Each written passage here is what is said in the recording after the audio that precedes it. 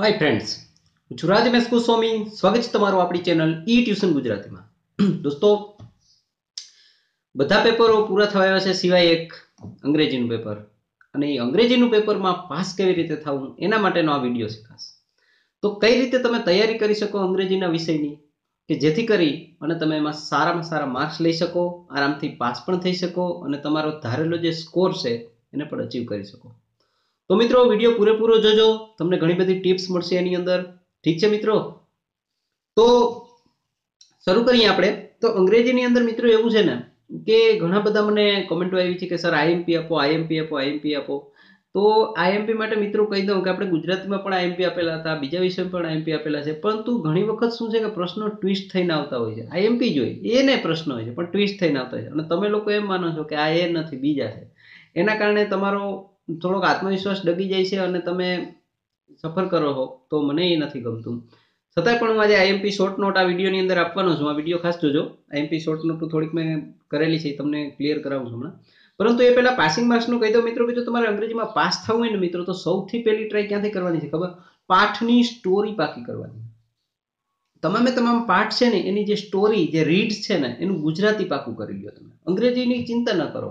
ગુજરાતીમાં તમને સ્ટોરી આવડતી હશે ને મિત્રો, તો તમામ પેપરો તમે જોયા હશે અને મેં પણ જોયા છે કે ટેક્સ્ટ બુક બેઝ નીકળે છે પેપરો. મતલબ કે જે સ્વાધ્યાયનું જે ગ્રામર છે, સ્વાધ્યાયની અંદર જે વર્બ છે, સ્વાધ્યાયની અંદર જે ફંક્શન છે એમાંથી પૂછાશે. એટલે પહેલા તમારું કામ એ કરવાનું છે કે પાઠની સ્ટોરી કમ્પ્લીટ કરવાની. પહેલા તમને તમામ રીડના નામ આવડવા જોઈએ. એક વખત બધા રીડના નામ કમ્પ્લીટ થઈ જાય પછી પાઠની સ્ટોરી તૈયાર કરવાની છે. જેવી તમે સ્ટોરી તૈયાર કરી લેશો ને ફ્રેન્ડ્સ, એના પછી કાવ્ય હોય તો કાવ્યની પણ સ્ટોરી પાકી કરવાની. એના પછીનું કામ તમારે શું કરવાનું છે મિત્રો કે જે પાઠ્યપુસ્તક છે તમારું અંગ્રેજીનું, અથવા તમે જે ગાઈડ યુઝ કરતા હોય નવનીત, તો એની પાછળ જે ઘણું બધું મટીરિયલ આપવામાં આવેલું છે, જેમાં કોમ્પ્રેહેન્શન હશે, ફંક્શન એફ હશે, વર્બ્સ હશે, રાઇટિંગ હશે, ડબલ્યુ, એ બધું એ ખાસ તૈયાર કરવાનું છે મિત્રો. એની અંદરથી તમને ઘણું બધું પૂછાવાની શક્યતા છે. પૂરેપૂરી 90% પણ વધારે પેપરમાં એનું જ બધું હશે, પરંતુ થોડું ટ્વિસ્ટ કરેલું છે. કોઈ બેઠે મિત્રો તો પરીક્ષાનો મતલબ જ શું થાય? આપણે કહીએ કે બેઠે ઉપાડીને મૂકી દે તો તમે તૈયાર કરી લો. પરીક્ષાનો મતલબ થાય તમારું લેવલ, તમારું કૌશલ્ય કેટલું છે એ ચેક કરવાનું છે કે તમે કેટલું ગ્રાસ્પ કરી શકો છો એમ.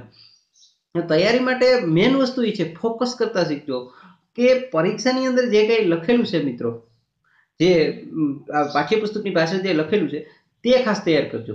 એમાંથી ઘણું બધું પૂછાશે. એમાં જે ડબલ્યુ છે છેલ્લા જે રાઇટિંગ લખેલું છે, ત્યાંથી તમને સ્પીચ રાઇટિંગ મળી જશે, ત્યાંથી તમને એસે પણ મળી જશે, ત્યાંથી તમને જે રિપોર્ટ છે એ મળી જશે, અને ઈમેલમાં મિત્રો એવું છે કે લેટર એ જ ઈમેલ છે, પરંતુ ઈમેલ આના વિડીયો આપણે ઓલરેડી મૂકેલા છે. ઈમેલ કેમ લખવો એ બધા વિડીયો છે, તમે ચેનલ પર જઈને જોઈ લેજો. ગ્રામરના પણ વિડીયો મૂકેલા છે કે સેક્શન સીના. તો ઈમેલ છે ને એ લેટરની જેમ જ લખવાનું છે. તમને જે પાછળ આપેલું છે ને એમાં શું છે? લેટર છે. 4-5 લેટર એવા આઈએમપી છે, પરંતુ તમારે ઈમેલના ફોર્મેટમાં ફક્ત 2 કરી અને ઈમેલ એડ્રેસ ટાંકી દેવાનું, બરોબર? જે કંઈ xyz@gmail.com એ રીતે તમારું નામનું પણ તમે બનાવી શકો. ઈમેલ એડ્રેસ લખાઈ જાય પછી ફ્રેન્ડ્સ, તમારે ટુ ફ્રોમ જે લખે છે કોણે કર્યો ઈમેલ, તમારું, તમે જેને કરતા હોય 2 કરીને કરવાનું. પછી સબ્જેક્ટ કયા વિષય છે, અને પછી તમે જે લેટર લખો એ રીતે 2-3 ફકરા પાડી. શોર્ટ હોય ઈમેલ, કે એટલા બધા લોંગ નથી હોતા, બહુ શોર્ટ નહીં બહુ લોંગ નહીં, એ ટાઈપનું ઈમેલ રાઇટિંગ તમારે એની અંદર કરવાનું છે. ફ્રેન્ડ્સ, આ ઈમેલ રાઇટિંગની વાત થઈ. રિપોર્ટ રાઇટિંગ તમને બધાને આવડે છે. અહેવાલ લેખન જે ગુજરાતીમાં કહીએ એ જ છે. પોઈન્ટ્સ ઉપરથી વાક્ય બનાવતા શીખવાના છે. અને ખાસ ધ્યાન રાખજો દોસ્તો કે પોઈન્ટ્સનો ઉપયોગ તમારે અંદર કરવાનો જ છે, તો તમને માર્ક્સ મળશે. તમે ગોખેલો લખશો તો માર્ક્સ નહીં મળે. જે પોઈન્ટ્સ આપેલા છે પોઈન્ટ્સનો પૂરેપૂરો ઉપયોગ તમારે એની અંદર કરવાનો છે, જેથી તમને પૂરા માર્ક્સ મળે. આ એક ચાવી ખાસ ધ્યાન રાખજો અંગ્રેજીની અંદર. હવે રહી વાત આઈએમપી શોર્ટ નોટની, તો હું શોર્ટ નોટ થોડીક અહીંયા જોઈ લઉં છું. સ્ક્રીન ઉપર તમે જોઈ શકો છો એને. તો પેલી છે the errors occurred while installing love. Errors occurred while installing love. Walt's childhood and his career. Walt Disney વાળા પાઠની. પછી છે Walt had his on mind illustrate. સમજાવો તમે કે એને પોતાનું દિમાગ હતું. Exercise to control mental stress. આ ખાસ આઈએમપી છે. Short meditation. Justify the title the adjustment. Ants have great adaptiveness. Illustrate સમજાવો, કીડીવાળું, મકોડાવાળું. હેલન કેલર્સ મોટિવેશનલ સ્પીચ, એ પણ આઈએમપી છે. ધ મિસ્ટ્રીસ પો, ઓલો પંજો, એ પણ છે. Struggle story of Sojourner. Laden story છે એને મારતા ને બધું આવશે એમાં. જે કૃષ્ણામૂર્તિ's વ્યૂ ઓન ફ્રીડમ એ પણ એમપી છે. હેડેક હ્યુમર, પછી how to reduce carbon footprint. તો દોસ્તો આ શોર્ટ નોટ છે ને મેં એવી શોર્ટ નોટ કાઢેલી છે કે જે ટેક્સ્ટ બુક બેઝ તમને વધારે પૂછવાની શક્યતા છે, પરંતુ એનો મતલબ એવો નથી કે આની બહારની નહીં આવે, આવી પણ શકે, પરંતુ આ પૂછવાની શક્યતા વધારે જ છે. ગઈકાલે ગુજરાતીમાં જે કોઈ પ્રશ્ન થયો, મેં નિબંધ આપેલો હતો સ્ત્રી ઘરની ધરી, એવી એ ટાઈપના 2 નિબંધ આપેલા હતા સ્ત્રી વિશેના, અને પેપરમાં નિબંધ પૂછાડો નારી તું નારાયણી, છતાં એક બેને કોમેન્ટ કરીને કીધું હતું કે આમાંથી એકય નિબંધ નથી આવ્યો.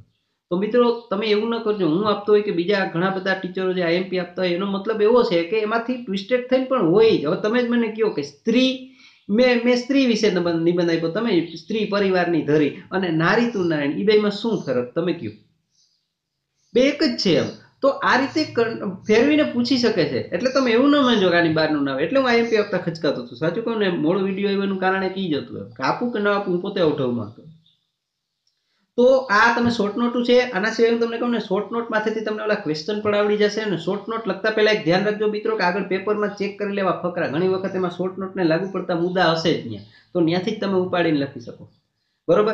સેક્શન સી અને સેક્શન ડી ની વાત કરીએ મિત્રો, તો સેક્શન ડી ના આપણે 5 થી 6 વિડીયો મૂકેલા છે, જોઈ લેજો કમ્પ્લીટ. એટલે સેક્શન ડી વિશે મારે તમને કંઈ કહેવાનું છે નહીં. ફંક્શન અને એરર કેમ સોલ્વ કરવી એનો વિડીયો આપણે મૂકેલો છે, એ પણ તમે જોઈ શકશો. રહી વાત ઇનડાયરેક્ટ સ્પીચની, તો ઇનડાયરેક્ટ સ્પીચમાં એક વસ્તુ ખાસ ધ્યાન રાખજો મિત્રો કે પ્રશ્નાર્થ વાક્ય હોય તો આસ્ક્ડ મૂકવાનું છે.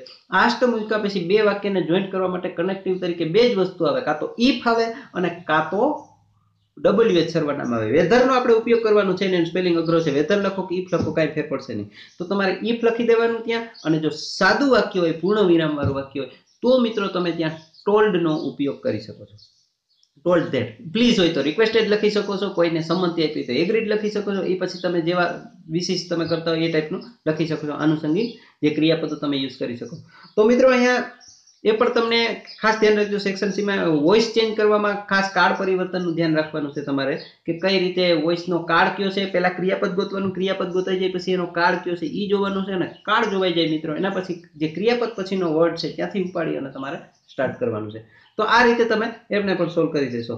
રહી વાત એસે લખવાની, તો એસે માટે આઈએમપી એસે મેં તમને કીધું ને, ટેક્સ્ટ બુકની પાછળ જે રાઇટિંગ કરેલા છે ને ખાસ જોઈ જજો. તેમાંથી ઘણા બધા આઈએમપી એસે પૂછાઈ શકે. યોગા ધ બેસ્ટ એક્સરસાઇઝ ને એવા ઘણા બધા હશે.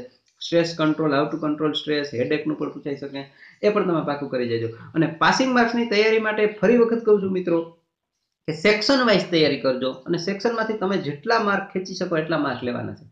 સેક્શન સી ડી કીધું. અને હા, બ્લેક બકના જે ફકરા છે, સોરી બ્લેક બક નહીં, તમારે લેપિંગ આવે છે 10માં છે.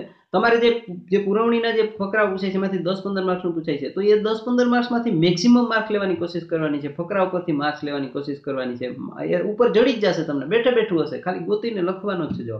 અને થોડું કન્સ્ટ્રક્શન કરતા તમને આવડવું જોઈએ, જેમ કે વાય વાળા પ્રશ્ન હોય તો બીકોઝ થી સ્ટાર્ટ કરવું, એ રીતે તમને ખબર. વોટ એટલે શું, હું એટલે કોણ, હુમ એટલે કોને, તો હુઝ એટલે કોનો કોની, બરોબર. નોની નુના વાળા વાક્ય હોય છે. વીચ એટલે ક્યું નિર્જીવ, વાય એટલે શા માટે. તો આવું બેઝિક્સ નોલેજ થોડુંક રાખીને જવાનું છે. ગ્રામર તમારી પાસે હોય તો ગ્રામરમાંથી ટોપિક એક વખત નજર મારી જવાની, અને છેલ્લી ઘડીએ ખાસ ધ્યાન રાખજો કે કોઈ જાતની મિસ્ટેક થાય નહીં. છેલ્લી ઘડીએ પેપર જોઈને ગભરાવાનું નથી ફ્રેન્ડ્સ, નહીંતર અડધા માર્ક્સ તો એમાં જ નીકળી જશે તમારા. તો આ વિડીયોમાં મિત્રો એટલો માટે તમને કહેતો હતો કે પાસિંગ માર્ક્સની તૈયારી કેમ કરવી, તો એ સેક્શન વાઇઝ તૈયારી કરજો, અને એનું ટેન્શન પણ તમને દૂર થઈ જશે, અને માર્ક્સ પણ આવી જશે. તમારા ખુદ ઉપર ભરોસો રાખીને જાજો. અંગ્રેજીનું પેપર એકદમ ઈઝી હશે, ચિંતા કંઈ કરતા નહીં, તમને આરામથી આવડી જશે. પરંતુ લખશો નહીં તો માર્ક્સ નહીં આવે.